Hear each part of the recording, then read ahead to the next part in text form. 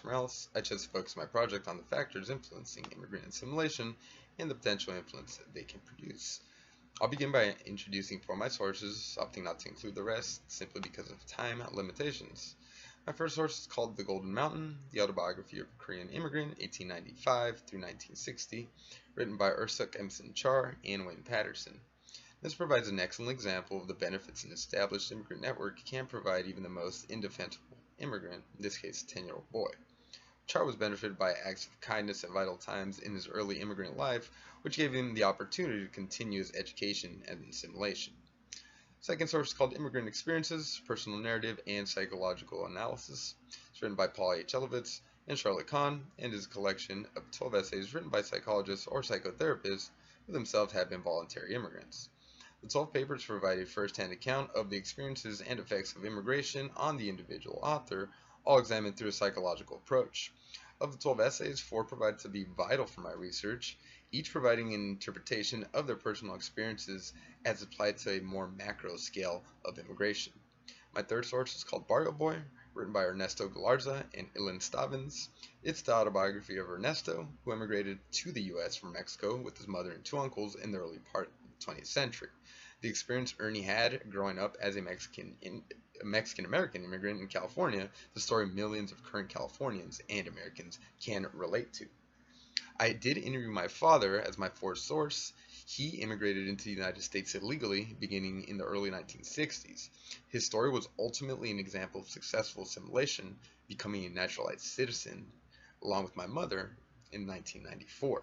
Now, my father's story provides an excellent account of the Mexican immigrant experience after the Bracero program in the early 60s. Now, as discussed throughout the course, possessing whiteness has been a vital component of the idea of what it means to be an American.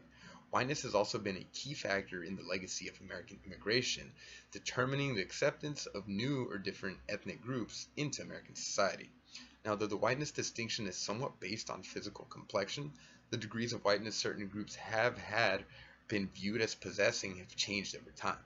American history is full of examples of racial groups' degrees of perceived whiteness fluctuating because of unrelated influences.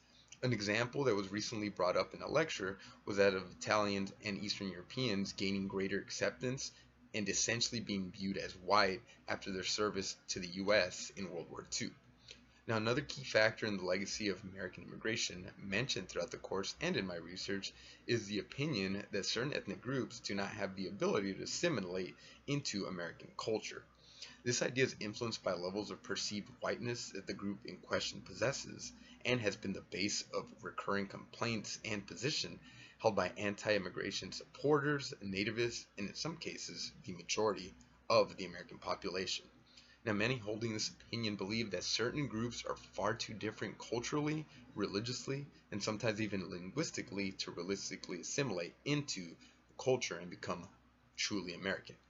During certain periods in American history, immigration has added to the economic, political, or social strain of certain areas, leading populations in certain areas to have an elevated bias toward a specific group. Now, the process of assimilation can be extremely difficult for the immigrant experiencing it as well. The success of the individual, and in certain contexts, entire ethnic groups, are greatly influenced by the degree of successful assimilation.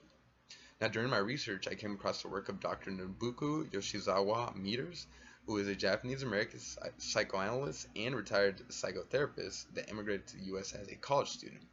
Dr. Meter's work involved the identification of phases of adjustment involved in the immigration process. As a part of the phases of adjustment, she also identified 3 factors that influence the likelihood of successful assimilation by an individual into the new culture, using her own experiences to develop her theory. The first factor she mentions is the reason for migration, this including whether somebody came here voluntarily or forced to, they came here for economic, political, or personal reasons, or if they were simply fleeing from violence. Second factor is called adjustive methods, and that just simply describes how some immigrants embrace their new culture and discard their old. Some isolate themselves within their original ethnic group, while others do a combination of both. Finally, the third factor mentioned is the nature of the new environment, and this is just simply the attitude of society towards immigrants in general and towards specific groups in question specifically. So this greatly influences the case of likelihood of a successful immigrant assimilation.